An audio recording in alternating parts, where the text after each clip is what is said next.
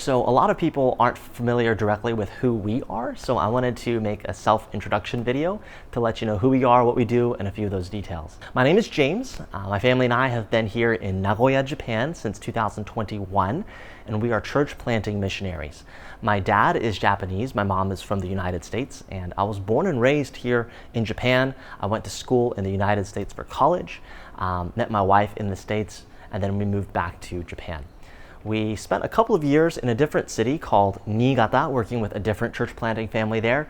And then after my wife, who's from Georgia, learned Japanese, we moved to Nagoya, and we've been here since then. Our first church plant has been in Minatoku, or the port area of our city. Our city has 2.3 million people, which is roughly the same size as Houston, Texas, but within 1/4 of the space. And those 2.3 million, that's just within the city limits. We are nestled between Tokyo, which you've probably heard of, and Osaka, which you might have heard of. But we're in between those two. Tokyo's a little bit further, but we are here, and God has directed us to start 16 churches in this city by 2030. Now you say, James, how are you going to do that? And I'm not going to do that. Let me be upfront about that. But we believe God is working through us and helping us to help facilitate the starting of these churches in our city. Most people here have never heard the gospel in their life, and that is not an understatement.